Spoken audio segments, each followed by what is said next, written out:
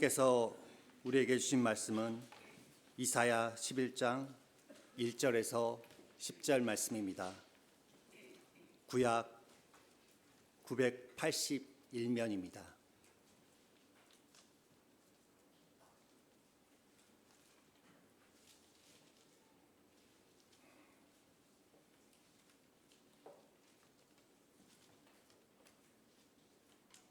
(11장 1절) 말씀입니다. 이새의 줄기에서 한 싹이 나며 그 뿌리에서 한 가지가 나서 결실할 것이요 그의 위에 여호와의 영 곧 지혜와 총명의 영이요 모략과 재능의 영이요 지식과 여호와를 경외하는 영이 강림하시리니 그가 여호와를 경외함으로 즐거움을 삼을 것이며 그의 눈에 보이는 대로 심판하지 아니하며 그의 귀에 들리는 대로 판단하지 아니하며 공의로 가난한 자를 심판하며 정직으로 세상의 겸손한 자를 판단할 것이며 그의 입의 막대기로 세상을 치며 그의 입술의 기운으로 악인을 죽일 것이며 공의로 그의 허리띠를 삼으며 성실로 그의 몸의 띠를 삼으리라.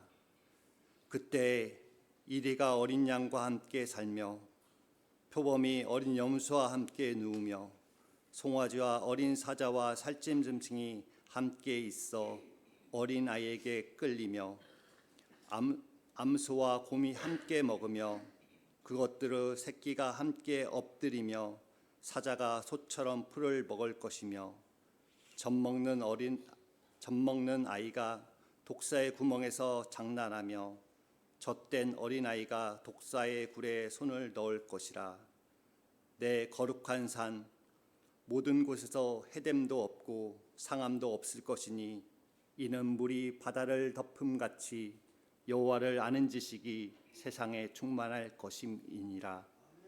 그날에 이새 뿌리에서 한 싹이 나서 만민의 기치로 설 것이요 열방이 그에게로 돌아오리니 그가 거한 곳이 영화로우리라. 오늘은 대림절 둘째 주일입니다. 제 지난주에 한 집사님과 이야기를 나눌 때인데요. 우리가 해마다 대림절을 지나지만 대림절을 막연하게 알 수 있겠다라는 생각이 들었습니다. 그래서 오늘은 먼저 대림절에 대해서 간략하게 좀 알고 가면 좋겠다 싶은데요. 대림절을 우리가 한자로 생각해 보면 기다릴 대자에 임할 임자입니다. 그러니까 오심을 기다리는 절기다라는 거예요. 우리 현수막에도 보면 어드벤트라고 써 있는데요. 영어입니다. 이 영어는 라틴어 아드벤투스에서 유래했는데 이 아드벤투스도 역시 오다라는 뜻입니다. 특별히 이 아드벤투스는 정치적인 단어였습니다. 그래서 로마 제국에서 황제가 즉위하면 각 지역과 도시, 그러니까 황제가 다스리는 통치하는 각 지역과 도시를 방문하게 되는데 그 방문을 아드벤투스라고 이야기했습니다. 그러니까 이제 황제가 온다 하는 의미예요. 또 전쟁에서 왕이 승리하고 돌아올 때, 그러니까 로마에 입성할 때도 역시 이 단어를 사용했습니다. 그러니까 황제가 온다고 하니까 도시가 얼마나 떠들썩하였겠습니까? 그 당시에 도시가 지금 우리처럼 큰 도시도 아닐 텐데요. 그 가운데 황제가 그 도시 가운데 온다 했을 때면 그 전부터 수없이 준비하고 또 기다리고 대기하고 또 여러 가지들을 또 마련했을 것입니다. 근데 이 초기 기독교인들에게는 진짜 황제, 그러니까 혹은 진짜 왕은 예수 그리스도뿐이었기 때문에 이 아드벤투스라는 것을 예수님의 오심으로 바꿔버렸습니다. 그러니까 황제의 오심을 뜻하는 이 단어를 예수님의 오심으로 바꾸었다라는 거예요. 그러니까 신앙 고백이지만 한편으로는 세상 권력에 대한 저항이기도 합니다. 그러니까 우리의 신앙 고백이 그렇습니다. 우리가 세상 속에서 우리의 신앙을 고백한다라는 것은 그냥 단순히 우리의 믿음만을 이야기하는 것이 아니라 때로는 그것이 세상 권력에 대한 반대이기도 하고 거기에 대한 저항이기도 하다라는 의미예요. 그러면 예수 그리스도의 오심을 기다린다는 것이 어떤 의미인가? 우리가 흔히 말해서 성탄절을 기다린다는 것인가? 아기 예수의 오심으로 기뻐한다는 것인가? 맞습니다. 그러나 예수 그리스도의 오심을 기다린다 하는 것은 그렇게 감상적이지만은 않습니다. 그러니까 그 이상의 의미가 있는 거예요. 앞에서 말씀드린 대로 예수님은 성탄절에 처음 오셨습니다. 동정녀 마리아에게 나셨고 그것이 예수님의 첫 번째 오심입니다. 그러나 예수님은 우리 죄를 대신해서 십자가에 달려 죽으셨습니다. 사흘 만에 부활하셨고 하늘로 오르셨습니다. 그러나 다시 오셔서 세상을 심판하시고 이제는 왕으로서 통치하시겠다 이렇게 약속하셨습니다. 이제 그것이 두 번째 오심이에요. 그리고 그때를 우리가 흔히 종말이다 이렇게 이야기합니다. 그리고 예수님은 그때, 그러니까 종말의 때를 기다리되 깨어 준비하라 말씀하셨죠. 근데 우리가 대림절의 방점은 이 예수님의 두 번째 오심에 있습니다. 그러니까 대림절의 무게중심은 예수님의 첫 번째 오심보다는 예수님의 다시 오심, 두 번째 오심에 있다라는 거예요. 그래서 종말에 다시 오실 예수님을 기다리면서 내 믿음과 신앙을, 특별히 내 믿음과 신앙이 드러나는 삶을 돌아보고 점검하는 절기다라는 거예요. 우리 그렇지 않겠습니까? 예수님이 곧 다시 오신다면 지금 내가 믿음대로 또 신앙대로 잘 살고 있는지 당연히 따지지 않겠어요? 이게 단미선교회만 뿐만이 아니라 예수님이 내일 오신다면 어떻겠습니까? 내일 오신다고 한다면 오늘 내가 그 예수님이 있는 믿음이 제대로인지 진짜인지 내가 오늘 그 신앙대로 살아가고 있는지 따지지 않겠습니까? 대림절은 그런 날이라는 거예요. 그래서 지난 주일에 삶을 예수님과 연관 지어보라고 요청드렸던 이유이기도 합니다. 특히 대림절이 교회력의 시작이라고 했습니다. 우리는 1월 1일에 시작한다지만 교회력으로 따지면 12월 첫째 주, 그러니까 대림절이 시작되면서 교회력이 시작이라 말씀드렸는데요. 그러고 보면 대림절은 시작하면서부터 종말, 그러니까 마지막을 바라보게 하는 절기입니다. 그래서 교회의 시간은요 철저하게 종말론적이다 이렇게 이야기합니다. 그래서 오늘 예수님을 믿는다라는 것은 단순히 그냥 우리가 이 세상에 살다가 죽어서 천국 갈 것으로 여기는 것이 아니라 예수님의 다시 오심을 기다리고 준비하며 사는 일이다 하는 거예요. 그런 이유로 대림절은 우리의 믿음과 신앙을 돌아보고 또 그 믿음과 신앙의 방향으로부터 돌아서고 그 연장선상에서 하나님의 정의가 물같이 하나님의 공의가 마르지 않는 강같이 흐르지 않는 이 세상에 대해서 탄식하는 것으로부터 출발합니다. 예수님의 오시면 예수님께서 왕으로 다스리실 때를 우리가 기다린다라는 것은 이 땅 가운데 이미 그 이전부터 예수님의 왕으로서 예수님의 통치 가운데 있어야 되는데 그 통치인 정의와 공의대로 이루어져야 되는데 그렇지 못한 세상을 보면서 탄식하는 또 때다라는 거예요. 그러나 성탄이 가까워질수록 이 구원의 기쁨과 설렘이 점점 더 드러납니다. 우리가 그래서 대림절의 색깔은 보라색을 사용합니다. 이쪽에도 있고 초도 다 마찬가지죠. 그러니까 이 보라색이라 할 때는 사순절과 같기도 합니다. 그러나 굳이 따져보면 사순절은 참회의 무게를 실으면서 짙은 보라색을 사용한다면 이 대림절은 기다림을 더 나타내면서 밝은 보라색을 사용합니다. 물론 우리가 예전색으로 사용할 때는 똑같이 사용하긴 하는데요. 그런 의미가 있긴 합니다. 우리가 또 하나 더 말씀드리면 초입니다. 대림절이 첫째 주부터 넷째 주까지 이제 하나씩 불을 밝혀갔는데 이제 보라색과 분홍색을 사용합니다. 그래서 보라색이라고 하지만 각 주마다 그 의미나 내용, 주제가 조금씩 다릅니다. 보라색이 첫째 주, 그리고 둘째 주, 넷째 주 사용되는데 첫째 주는 희망이고요. 둘째 주는 평화이고 넷째 주는 사랑입니다. 특별히 이 셋째 주는 보시면 셋째 주는 이제 분홍색 초를 사용합니다. 이 분홍색은 기쁨을 나타내는 거예요. 특별히 그리고 이제 우리가 대림절이 네 주까지 있잖아요. 넷째 주까지 있잖아요. 그럴 때 이제 보라색 3개와 분홍색 하나로 대림절을 이렇게 뜻하게 되는데 그 가운데서 촛불, 색은 각 의미가 있다고 했지만 이 촛불은 예수 그리스도를 의미합니다. 그래서 이렇게 촛불을 밝힐 때마다 예수 그리스도의 오심이 가까웠음을 우리가 더욱더 깨닫게 되는데 특별히 이제 우리 교회처럼 예수 그리스도를 상징하는 흰색 초를 따로 두기도 합니다. 그러니까 대림절은 4개의 초가 필요하지만 5개를 준비해서 우리가 성탄절에는 이 5개, 이 4개의 초뿐만 아니라 중앙에 있는 흰색 초에도 불을 밝히면서 예수님이 오셨다라는 것을 우리가 분명히 보게 되는 거예요. 특별히 우리가 앞에서 대림절 둘째 주일에 바뀌는 초의 의미가 평화라고 말씀드렸는데요. 그러면 오늘은 이 평화를 본문이 이 평화를 어떻게 이야기하고 우리 안에서 이 평화를 어떻게 경험해 나갈지에 대해서 한번 생각해 보면 좋겠습니다. 먼저 이 본문의 때는요, 아수르가 승승장구할 때입니다. 그러니까 아수르에 의해서 북이스라엘이 멸망하자 그 모습을 지켜보고 있던 남유다도 불안에 떨면서 절망하였습니다. 미래에 대해서 이렇게 절망적일 수밖에 없었던 거예요. 비관할 수밖에 없습니다. 북이스라엘만 망했지만 그렇다고 해서 남유다는 멀쩡한 것이 아니라 이미 그냥 아수르에게 복속되어서 이름만 명맥만 유지하고 있는 그런 상황 속에 있습니다.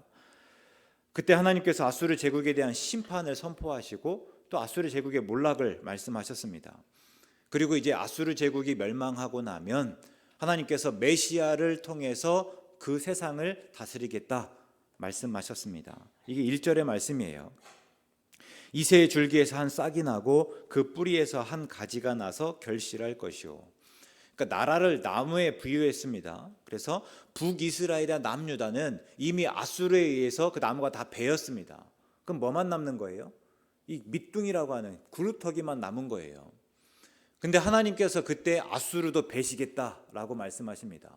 그러니까 온 세상이 다 그루터기만 있는 듯 하는데 그 가운데 한 싹이 나고 그 뿌리에서 가지가 난다. 즉 다윗과 같은 메시아가 나타날 것이다 라는 것을 말씀하신 거예요. 그리고 하나님께서 메시아에게 여호와의 영이 부어집니다. 그 영을 보니까 지혜와 총명의 영이고 모략과 재능의 영이고 지식과 여호와를 경외하는 영이다 이렇게 이야기하고 있죠. 그런데 우리가 이때 주목할 것은요, 여호와의 영 그 내용이기도 하지만 여호와의 영이 부어진 이후에 메시아가 일하는 방식입니다. 메시아는 여호와를 경외함으로 즐거움을 삼는다 하죠. 눈에 보이는 대로 심판하지 않고 귀에 들리는 대로 판단하지 않습니다. 그러니까 기준이 그 메시아 자체가 아니라 뭐예요? 철저하게 하나님입니다. 그래서 그 메시아가 내 마음대로 내 뜻대로 내 눈에 보이고 내 귀에 들리는 대로가 아니라 하나님의 뜻, 하나님의 생각이 무엇인지를 헤아려서 심판하시고 통치하신다라는 거예요. 그러니까 이새의 줄기에서 나시는 메시아의 통치는 곧 하나님의 통치입니다. 여기서 이제 분명히 짚고 넘어갈 게 있는데요. 그럼 메시아가 왜 희망이냐인 겁니다. 지금까지는 힘없어서 배임을 당하기만 했는데 이제 메시아가 오시면 배임을 뵐 수 있어서 그래서 희망입니까? 그럴 만한 힘을 가지고 부릴 수 있기 때문에, 혹 메시아가 오시면 이제는 잘 먹고 잘 살 수 있기 때문에 희망입니까? 다르게 한번 물어보면요, 우리가 생각하는 하나님의 나라는 어떤 곳입니까? 보석으로 뒤덮인 휘황찬란한 곳입니까? 요한계시록 보니까 그렇잖아요. 그 나라가 온통 보석으로 가득합니다. 심지어는 성곽의 기초성마저도 보석이다 이렇게 이야기하고 있습니다. 그 보석이 혹 현실에서 내가 욕망하지만 충분히 가지지 못하는 무언가는 아닙니까? 그래서 하나님의 나라는 내가 욕망하는 모든 것을 채울 수 있는 그런 곳입니까? 지금은 내가 어쩔 수 없이 가지지 못하는 게 있잖아요. 한계가 있습니다. 그러나 그 나라에서는 내가 모든 것들 충분히 다 가진다 해서 하나님의 나라입니까? 또 그곳은 사망이나 애통하는 것이나 곡하는 것이나 아픈 것이 다시 없다고 합니다. 그래서 우리는 하나님의 나라를 바라고 소망하는 것입니까? 앞에서 말한 보석이나 이제는 우리가 아픔 없고 고통 없는 그냥 좋기만 하기 때문에 우리가 하나님의 나라를 하나님의 나라라 말하고 기대하고 소망하는 거냐라는 것입니다. 근데 성경에서 하나님의 나라는요, 다름 아니라 하나님의 통치가 이루어지는 곳입니다. 보석을 이야기하지만 보석이 주가 아니라, 아픔이나 고통이 없지만 그게 주가 아니라, 하나님 나라의 가장 큰 특징은 하나님 나라의 하나님 나라다움은 하나님께서 통치하시는 곳이다 라는 거예요. 우리 2주 전에 살펴봤는데요. 그럼 그 하나님의 나라의 통치 원리가 무엇인가 라고 했을 때 정의와 공의, 미시파트와 체다카입니다. 그러니까 하나님의 나라는 어떤 곳이냐? 하나님의 정의와 공의가 온전히 이루어지는 곳이다 라는 거예요. 그래서 본문에서도 그대로 말합니다. 4절에서 하나님의 통치가 어떻게 나타나는가 보니까요, 공의로 가난한 자를 심판하심으로다, 이렇게 이야기하고 있죠. 우리 예나 지금이나 가난한 자는 정의를 기대하기가 어렵습니다. 그러니까 예를 들어서 가난한 자가 소송할 수 있습니까? 내 입장을 충분히 대변해 줄 좋은 변호사를 선임할 수가 있습니까? 우리 개인이 대기업을 상대로 낸 소송에서 이길 수 있는 확률이 얼마나 될까요? 때로 중소기업이 대기업의 부당한 요구를 묵인할 수밖에 없는 까닭을 보면, 물론 구조적으로 철저하게 을의 입장에 있기도 하지만 이 중소기업이 늘 하는 이야기는요, 소송을 걸거나 혹은 소송에 걸리면 그 소송 비용을 감당하지 못해서 망한다, 이렇게 이야기하고 있습니다. 그래서 소송을 걸 생각도 하지 않고 어떻게든지 간에 소송에 걸리지 않도록 애쓰는 거예요. 그런데 하물며 개인은 말할 것도 없지 않겠습니까? 근데 메시아는 힘없는 사람을 공의롭게 판가름한다라고 이야기합니다. 물론 힘없다는 이유로 무조건 편을 들어준다는 것은 아닙니다. 우리 출애굽기 23장에서 하나님께서 이렇게 말씀하시는데요, 가난한 자의 송사라고 해서 편벽되이 두둔하지 말라. 그러니까 가난한 자라고 해서 무조건 옳다 이렇게 편들어주는 것은 아니에요. 그러나 힘없다는 이유로 불이익 당하지 않도록 하나님께서 공정하게 판단하신다라는 겁니다. 또 하나님의 통치를 따르는 메시아는 세상의 겸손한 자, 세상의 불쌍한 사람들을 위해 올곧게 판단한다, 계속 이야기하죠. 그래서 뭐라고 이야기합니까? 공의로 허리띠를 삼는다 합니다. 우리 지난주에 공의는 관계적이라고 했잖아요. 특별히 사회적 약자를 향한 돌봄과 자비, 그리고 그들의 권리를 적극적으로 지켜주는 행위입니다. 그리고 성실로, 그리고 진실로 또 몸의 띠를 삼는다 말하고 있죠. 그러니까 이게 하나님의 나라입니다. 그래서 예수님은 가난한 자에게 복이 있다 말씀하셨고, 가난한 자가 하나님의 나라를 차지한다, 또 이렇게 말씀하신 거예요. 우리가 하나님의 나라를 어떻게 이야기하든지 간에, 어떻게 상상하든지 간에 이 하나님의 나라는 정의와 공의가 온전히 이루어지는, 그래서 누구도 소외받지 않고 내가 약하다는 이유로 내가 옳게 판단받지 못하는 일이 없는 그런 나라다라는 겁니다. 특별히 우리가 여기서 눈여겨봐야 할 흐름이 있습니다. 본문이 이 5절까지 메시아의 정의와 공의를 말하고 그 이후의 6절부터 평화로운 세상의 모습을 묘사하고 있습니다. 그럼 왜 이 순서일까라는 거예요. 그럴 때 이 평화는 저절로 이루어지는 것이 아니라, 하늘에서 뚝 떨어지는 것이 아니라, 공의가 바로 설 때 비로소 그 결과로 주어지는 선물이 평화이기 때문입니다. 그러니까 공의가 무시되고 평화가 있을 수 없다는 거예요. 공의가 평화의 뿌리라면 평화는 공의의 열매다라는 것입니다. 그러면 이렇게 공의가 바로 선 나라의 모습은 어떠한가? 그 다음 보니까요, 이리가 어린 양과 함께 살고 표범이 어린 염소와 함께 눕는다 합니다. 또 송아지와 어린 사자와 살찐 짐승이 함께 있습니다. 우리가 놀라지 않고 너무나 자연스럽게 들으시고 또 여기시지만, 이게 사실 조금만 생각해 보면요, 우리에겐 굉장히 낯선 모습입니다. 우리 어려서 배웠던 먹이사슬 한번 떠올려 보시면요, 어린 양은 이리의 먹이잖아요. 그러니까 지금 서로 먹고 먹히는 관계입니다. 이리는 어린 양을 그냥 둘 수 없고, 또 이리가 있는 한 어린 양은 절대로 평안하게 잠잘 수가 없습니다. 근데 메시아가 공의로 다스리는 나라에서는 이리와 어린 양, 그리고 표범과 어린 염소가 함께 눕습니다. 우리 지난주에 JTBC 드라마 서울 자가의 대기업 다니는 김 부장 이야기가 다 끝이 났습니다.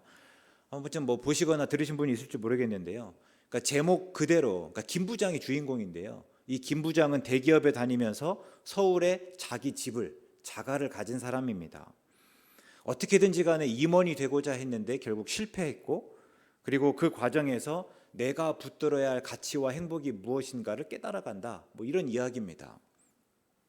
드라마 앞부분에서는요, 대기업에 다니는 직장인의 모습이 적나라하게 드러나고 있습니다. 오르지 못하면 살아남지 못하고, 그래서 치열하게 일하면서 성과를 내야 하고, 어떻게든지 간에 상사의 눈에 들어서 좋은 고가를 받아야만 합니다.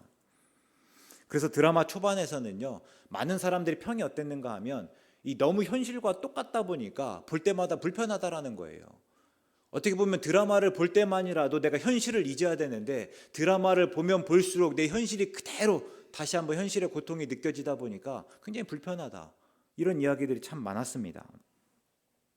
근데 우리가 다 그렇게 살고 있지 않습니까? 앞에서 먹이사슬을 언급했는데 이 먹이사슬은 식물이나 혹은 동물뿐만 아니라 우리 사회에서도 사람이 살아가고 있는 이 사회에서도 그대로 적용됩니다. 그래서 우리 사회를 또 뭐라고 이야기하는가 하면 약육강식이고 적자생존입니다. 약한 자는 강한 자에게 먹히기 마련이고요. 이 환경에 잘 적응한 사람만이 살아남는다라고 이야기하잖아요. 근데 그것이 삶이다 보니까 삶 가운데 평안이 없습니다. 살기 위해서 끊임없이 경쟁해야 됩니다. 서로 비교해야 되고 어떻게든 올라서야 하기 때문입니다. 그러다 보니까 오늘이 없습니다. 오늘은 염려하면서 내일을 준비하는 날일 뿐입니다. 그러나 메시아가 다스리는 날은 통치하는 나라에서는 다르다라는 거예요. 상대가 내가 경쟁해야 되는, 내가 밟고 일어서야 되는 사람이 아니라 평화롭게 공존하고, 그래서 내일을 내가 염려하면서 그냥 오늘 끊임없이 내일을 준비하는 것이 아니라 오늘은 오늘대로 그 안에 있는 기쁨과 행복을 온전히 누릴 수 있다라는 거예요. 앞에서 김 부장을 얘기 조금 더 하면요, 평생 바쁘게 살아가면서 아들의 졸업식조차 가지 못하였습니다. 근데 나중에는 그냥 형이 운영하는 카센터 한켠에서 그냥 이렇게 세차장 운영합니다. 그렇지만 저녁이면 아내와 함께 공원을 거닐면서 일상에서의 작은 행복을 깨달아갑니다. 근데 이 드라마가 구성을 참 잘했습니다.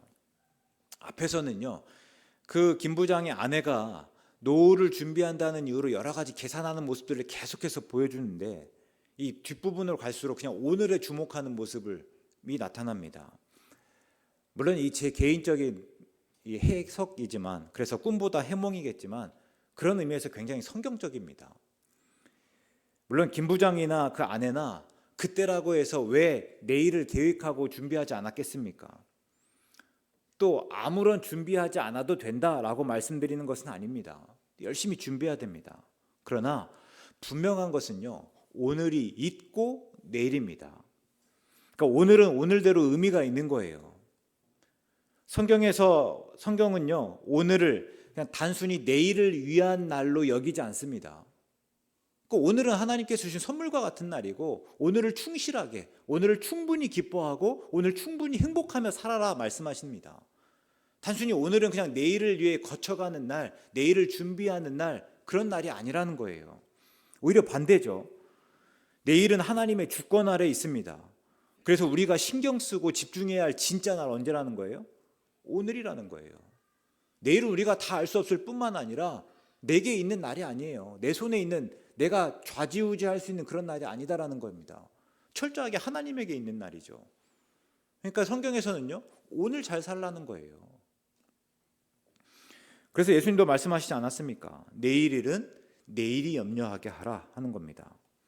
그래서 우리는 오늘 하나님을 의식하고 의지하는 가운데 하나님이 숨겨놓은, 오늘 우리 삶 가운데 숨겨놓은 보물을 찾아내듯이 하나님께서 우리에게 주신 은혜를 찾고 그 은혜로 감사하고 기뻐해야 합니다. 그러나 아직 임하지 않은 하나님의 나라를 바라기만 할 것이 아니라 이미 임한 하나님의 나라를 살아야 한다 하는 것이에요. 그것이 하나님께서 우리에게 바라시는 모습이고 또한 태도입니다. 그럴 때 교회는 당연히 그 나라를 경험하는 것이고 모든 성도가 평화롭게 어울리면서 기뻐하는 곳이어야 됩니다. 우리가 종종 동물을 보면요, 위험에 처할 때면 어떻게 하냐 하면 내 몸을 크게 하면서 상대를 위협합니다. 어떻게 근데 살다 보니까요, 사람이 또 그렇습니다. 동물만 그런 것은 아니더라는 거예요. 어떻게든 내가 세 보이기 위해서, 어떻게든 커 보이기 위해서 몸에 힘을 주지 않습니까? 없지만 있는 척 하잖아요. 아프고 힘들지만 괜찮은 척하고 어떻게든 더 나은 사람처럼 보이기 위해서 외식하기도 합니다. 그러나 교회에서는 절대 그럴 필요가 없습니다. 교회에서는 굳이 내가 일이이고 표범처럼 보이지 않아도 된다라는 거예요. 오히려 교회는 지극히 작은 자를 예수님처럼 대접하고, 그래서 어린 양과 어린 염소가 존중받는 곳이어야 되지 않습니까? 그래서 어린 양이고 어린 염소일 수 있지만 얼마든지 일이 표범과 함께 어울리고 아무 부담 없이 함께 누우며 기뻐할 수 있는 곳이다. 그곳이 교회이고 또 교회여야 한다라는 것입니다. 우리 대윤이를 한번 보시죠. 교회 이곳저곳 자유롭게 뛰어다니잖아요. 근데 개인적으로는요, 볼 때마다 참 좋아요. 볼 때마다 무슨 생각이 드냐면, 여기가 진짜 교회 같은 거예요. 여기가 교회구나 라는 생각이 그때마다 듭니다. 그러니까 대윤이에게는요, 교회가 그냥 한없이 편한 곳이잖아요. 한 번은 목회실 앞에서 이런 소리가 납니다. 대윤이가 혼자서 하는 말인데요, 오랜만에 들어가 볼까 하더라고요. 그리고 아무렇지 들어와서 한쪽에 앉아서 그냥 이렇게 자기가 가지고 있는 애니메이션을 보더라고요. 너무 예쁘지 않습니까? 근데 전 대윤이뿐만 아니라 모든 성도님들이 교회가 좀 편안했으면 좋겠습니다. 물론 편안하다고 해서 모두가 다 목회실에 들어오셔서 이렇게 뭔가를 하셔야 된다는 것은 아닌데요, 그냥 교회 오시면 그냥 경계가 다 내려놓고 그냥 편안하기만 하면 좋겠다. 굳이 젠체하지 마시고, 나를 다른 사람에게 보이게 하지 다른 사람처럼 보이게 하지 마시고 그냥 있는 그대로로 머무시는 거예요. 있는 그대로 내 모습 가지고 머무는 곳이 교회다. 또 다른 사람은요, 서로 평가하지 말고 그냥 그대로 받아주고 인정하는 겁니다. 그냥 그 사람이 어떤 사람인지 그 평가에서 좋고 나쁨을 따지는 것이 아니라 그냥 그 사람 있는 그대로, 그 사람은 이런 사람이지, 그 사람을 그대로 받고 인정해 주는 곳이다. 교회는 그런 곳이어야 된다는 겁니다. 또 그러면 본문에서 어떻게 이리와 어린 양이 함께 살고 또 표범이 어린 염소와 함께 누울 수 있는가 보니까 7절에서 암소와 곰이 함께 먹는다라고 합니다. 근데 그 뜻을 여기서는 좀 다르게 의역해 놨는데요, 뒤에 나오는, 그러니까 사자가 풀을 먹는다 할 때와 똑같은 말이에요. 그러면 어떻게 이리와 어린 양이 표범이 어린 염소와 함께 누울 수 있는가? 곰이나 사자가 소를 잡아먹지 않고 풀을 먹어서입니다. 이게 문자 그대로 모든 동물이 풀을 먹는다라는 것이 아니라 다른 동물이나 또 사람을 희생시키면서 살아가지 않는다라는 거예요. 그래서 이 말을 조금 다르게 이야기하면 내 힘을 부리지 않는 것입니다. 그럼 어떻게 이리와 어린 양이 함께 살고 표범이 어린 염소와 함께 누울 수 있는가? 어린 양과 어린 염소가 어떤 노력을 해서입니까? 절대 그렇지 않잖아요. 이리와 표범이 그들의 힘으로 어린 양과 또 어린 염소를 잡아먹지 않아서입니다. 그래서 평화로운 거예요. 똑같습니다. 세상이 그렇습니다. 세상이 어떻게 평화로워질 수 있습니까? 없는 사람들이 부단히 노력해서 내가 힘을 길러야 됩니까? 지금은 없지만 돈을 많이 모아서 내가 부자가 되어서 그런 방법으로 평화로워지는 겁니까? 그렇지 않아요. 이미 힘 가진 사람들이 내가 그 힘을 없는 사람들을 억압하는 데 쓰지 않아서입니다. 내가 돈 있는 사람들이요, 그 돈을 조금 없는 사람들 위해 쓸 수 있을 때 그때 평화로운 겁니다. 교회도 그렇습니다. 우리 교회가 편안하고 평화롭기 위해서는 힘을 가진 사람이 그 힘을 부리지 않아야 됩니다. 그럼 교회에서 누가 힘을 가졌고 그 힘은 무엇인가? 일반적으로 오래 교회 다녔고 그래서 이미 교회가 충분히 익숙하고 편안한 분이시고요. 그리고 그때 힘은 우리가 교회에서 해오던 습관이고 전통입니다. 그래서 우리가 종종 그렇게 요구하잖아요. 내게 익숙한 습관과 전통을 너도 그대로 따라야 한다. 그때 평화로울 수 있다. 이렇게 이야기하지 않습니까? 다시 말하면요, 우리와 같아지라는 요구입니다. 그런데 우리와 같아지라는 요구 어디서 많이 들어보지 않았습니까? 바울 당시에 유대주의자들이 이방인에게 했던 이야기입니다. 예수님을 믿는다라고 하는 것은 우리와 같이 할례 받고 율법을 잘 지키는 것이다. 근데 아니잖아요. 그래서 교회는 복음이나 공통의 신앙 고백 외의 것에는 조금 더 유연해야 합니다. 그렇지 않으면 경직되고요, 다투게 되고 마음이 상하고 불편할 수밖에 없습니다. 다른 사람이 나와 똑같아지는 것이 아니에요. 각자의 모습이 있지만 서로가 그대로를 받아들이고 그대로를 인정해 주는 곳이다 라는 겁니다. 오늘 본문의 말씀은 예수님이 오심으로 온전히 이루어졌습니다. 예수님은 이새의 뿌리 다윗의 자손으로 나으셨습니다. 그때 천사들이 어떻게 찬송하였는가 보니까 지극히 높은 곳에서는 하나님께 영광이요 땅에서는 하나님이 기뻐하시는 사람들 중에 평화로다 라고 이야기하죠. 그러니까 예수님의 오심으로 이제 평화가 깃들게 되었는데 그 당시를 보면요, 로마는 팍스 로마나를 주창하였습니다. 그러니까 로마의 평화예요. 이 세상의 평화가 어떻게 주어진다? 로마가 통해서 주어진다라고 이야기했죠. 그래서 로마가 평화를 준다고 하였지만 성경에서는요, 참 평화는 예수님을 통해서 오신다라고 이야기하고 있습니다. 또 세례를 받을 때 예수님이 비둘기 같은 성령이 강림하셨죠. 예수님도 이사야의 글을 인용하시면서 이 성령 강림에 대해서 분명히 말씀하셨는데요. 누가복음 4장 18절과 19절의 말씀입니다. 주의 성령이 내게 임하셨으니 이는 가난한 자에게 복음을 전하게 하시려고 내게 기름을 부으시고 나를 보내사 포로된 자에게 자유를, 눈먼 자에게 다시 보게 함을 전파하며 눌린 자를 자유롭게 하고 주의 은혜를 전파하게 하려 하심이라 하였더라. 이 땅의 평화가 무엇인가 보니까 가난한 자, 포로된 자, 눈먼 자, 눌린 자가 기뻐하고 대접받는 것이다라는 겁니다. 다시요. 우리가 생각하는 평화는 무엇인지 모르겠지만 단순히 내 삶에 있는 크고 작은 문제가 다 해결되고 그래서 아무런 걱정과 근심이 없는 그런 편안함이 평화가 아니라 성경에서 말하는 평화, 특별히 예수님이 주신다고 하신 평화는 무엇이다고요? 가난한 자, 포로된 자, 눈먼 자, 눌린 자가 기뻐하고 대접받는 일이다라는 거예요. 그것이 예수님의 사명입니다. 예수님이 이 말씀을 들어서 이것이 내가 해야 될 일이다라고 말씀하시는 거고, 그래서 예수님이 오시고 성령이 임함으로 그 평화가 시작되었다라는 겁니다. 예수님께서 이 다음 말씀에 이렇게 말씀하셔요. 이 글이 오늘 너의 귀에 응하였다. 이제는 내가 그 말씀을 이룰 것이다 라는 거예요. 그럼 예수님이 이미 이루신 평화는요, 그날 특별히 예수님이 다시 오실 때 온전히 이루어질 것입니다.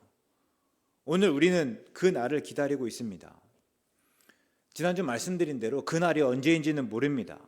그날은 하나님만 아시고, 그래서 우리는 그 날이 언제인지에 관심을 가지는 대신에 깨어서 그 날을 준비해야 한다 하는 거죠. 근데 한 가지요, 그날은 막연히 멀리 있는 날이 아닙니다. 그날을 우리가 죽고 언젠가 세상 끝에 올 날로 여기지 마시기 바랍니다. 우리 신앙의 본질은요, 하나님의 통치, 그러니까 하나님께서 일으키실 변화가 곧 일어날 것을 기대하고 오늘 우리의 삶에서 그 통치를 따르는 일입니다.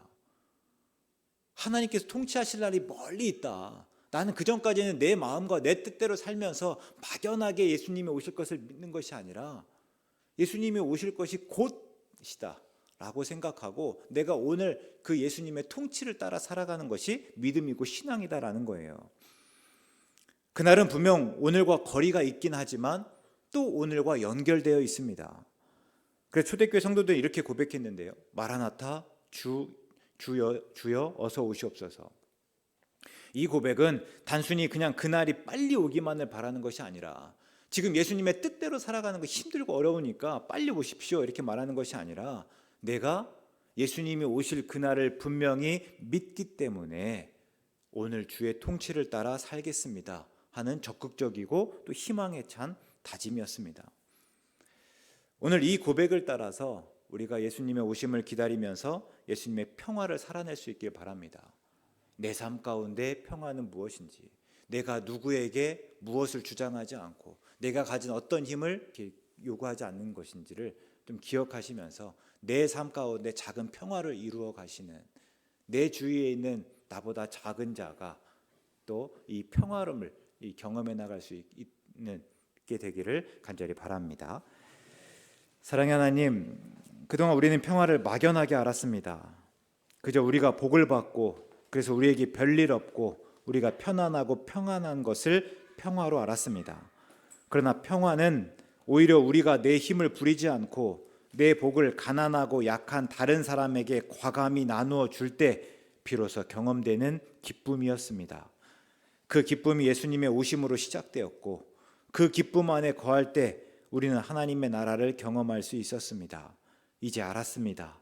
안대로 적용하며 살아갈 용기와 지혜를 주시옵소서. 그래서 예수님의 오심을 진심으로 기다리며 기뻐하는 우리 되게 하여 주시옵소서. 예수님의 이름으로 기도드립니다.